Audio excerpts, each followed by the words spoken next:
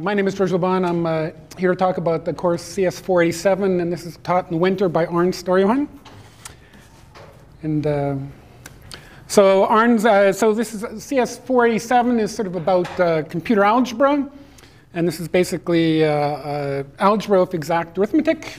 And the course is basically about concepts of modern algebra, which are applied to sort of mathematical algorithms to do mathematical computation. We have a lot of algorithms, and so each of these algorithms must be analyzed for efficiency. Somewhere along the line, you have to do it. It's a little different because the arithmetic is exact, and so the model of computation is different. Various programming language and data structures, or sort of how to compute and how to organize thoughts, and of course, applications of computer algebra. Okay, here's sort of things to think about in the course. Again, it's a course where you should like math. I mean, this is a pretty mathy course. But in algorithms in math, so you have a situation where here's things like integer multiplication. You may have done the first one. Exact arithmetic sort of says, well, you can do any numbers. So the second power there is not something that you might think of as trivial. But if you got numbers that are exact, then this is simply a number to a power. It's not a big deal. Okay. Greatest common divisors, remember, you've all had this in first university, an algebra course, or in high school. Numbers are always 12, 15, 21, sometimes 35. Those are just a little bit bigger. Still, this is they've always described to you as arithmetic, an algorithm, some sort of procedure to compute these involving basic arithmetic operations. And so we have to discuss things like this. Polynomial multiplication, there is a real formula. But in each case, you have these mathematical procedures where the cost of operations actually this time depend a little bit on the size. The bigger it is, the more expensive it is.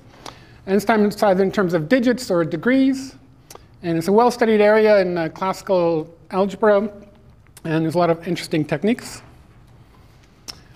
Also in the course, there's exact linear algebra.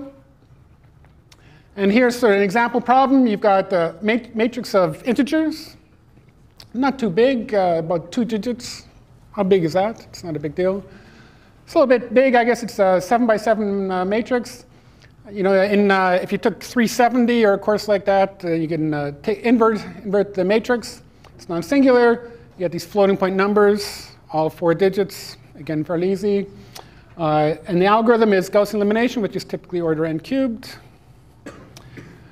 Trouble is, in exact arithmetic, you don't just sit there and sort of truncate numbers. Integers can grow as large as you want. And so this is actually your exact inverse.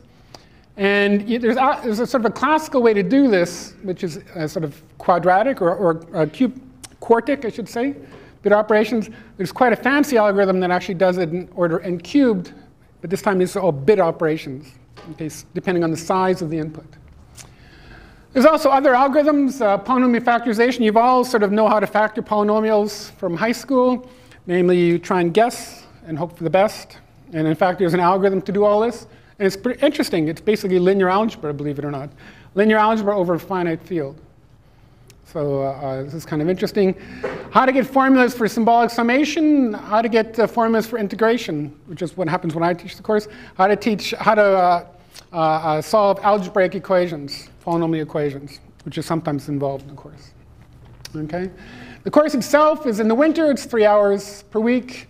30% of it are assignments, 25% midterm, 45% final. There's 2 references. One is Modern Computer Algebra by Joachim von Zugatten and Jürgen Gerhardt.